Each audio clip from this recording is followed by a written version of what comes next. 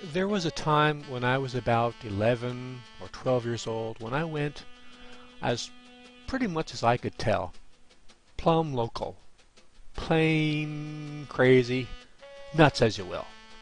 One of my best friends, Tom Maltzby, had gone swimming in a pool. We lived in the Little River housing projects. It was the very early 60s in Miami.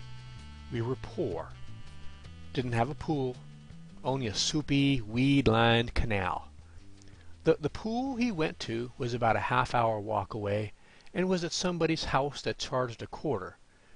I didn't know how to swim and didn't have a quarter. While Tom was at the pool one summer day, a friend of his told him some incredible news. He was told that the submarines for sale for only $12.95 on the back of the comic books at that time was a real submarine and could actually take a kid or two underwater. I was in shock. I asked Tom a dozen or more eager but doubtful questions, and one by one he was able to answer them all in the affirmative. Yes, the submarine was only $12.95. Yes, it was made out of a special cardboard that was waterproof. Yes, it must have a bike pedal propulsion system to make it move underwater. Yes, it was easy to assemble, as it said that any kid could do it in the ad. With each logical answer to my questions, I became more and more convinced. I was wanting to believe from the very beginning, but it just seemed too good to be true. But with every answer, I became more and more a true believer. I was going to be a submarine owner and explore anywhere under the sea I could ever imagine. My mind began to cast off all lines. I was headed out to sea. There were reasons I was so quickly converted. At that time, submarines were in the news a lot. The Beatles had just come out with a song and movie, Yellow Submarine. There was a series on TV called Voyage to the Bottom of the Sea with the amazing Richard Basehart. My hero, Jacques Cousteau, and the scuba sport was making its first appearance. Most importantly, I was utterly fascinated by the ocean, ships, sailing, and anything to do with the aquatic life. I wanted to believe it was possible to buy a real-life operating submarine for only $12.95 with my whole being. And my best friend, my friend who had never lied to me before and believed the same thing, I believed it too. I was now a $12.95 cardboard submarine fanatic. At this point, I began a campaign to drive my parents crazy. I believed in $12.95 submarines. Why could they not believe? And by the way, why could they not fork over $12.95? Every day for a week, I never spoke to my mom or stepdad without mentioning how much I wanted to have a submarine. I answered every question they had with what I thought was perfect logic. I could not believe they would not do such a small thing for me. I tried to enlist my brothers and sisters in my campaign, but they were extreme non-believers. I began to believe they either hated submarines, or me, or both. At night, I could not sleep, and if I did, I dreamed submarines and submarine adventures. Oh, the places I would go and the things I would do if only I had $12.95. In the early 1960s, $12.95 was really not a frivolous sum to a poor family living in the housing projects.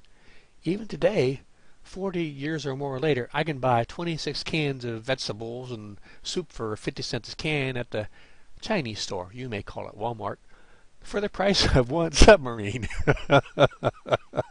Slowly, my mom, who was very patient, reached her breaking point after a week of one-sided dramatic debates and told me not to talk about the subject anymore.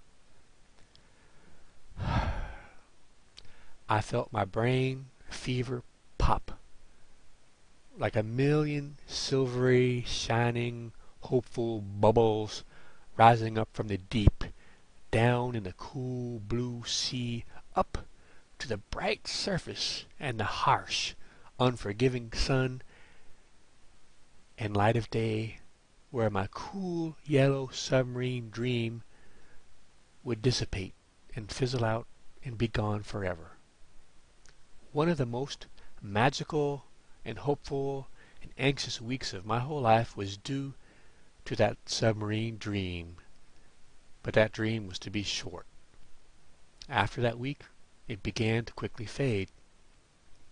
In time, I began to have doubts about my submarine. My mom's unshaken disbelief eventually made me ask more questions to myself. And the more I asked, the harder it was to keep the dream alive. I wanted this underwater adventure more than anything. And when my best friend in the whole world told me it was true, and he had no reason to lie, and had never lied before, then if I wanted this so bad, then it had to be true. Of course it was true. You had to be a fool not to believe. But of course, $12.95 cardboard submarines cannot take a child gleefully scooting around underwater among laughing dolphins and whales and other happy and friendly creatures of the sea. I can see that clearly now. Years later, I am left to wonder how many other things are in my life that are like a submarine. How many things that are false do I believe to be true only because I think they will allow my dreams to become possible? And how many of us prefer to believe a lie and live in a happy, cool, wet, blue, watery dream and avoid the harsh, bright sunlight of the surface? How many of us prefer to have others fork over the $12.95 so we can attempt to achieve happiness instead of earning the $12.95 and spending it unwisely ourselves?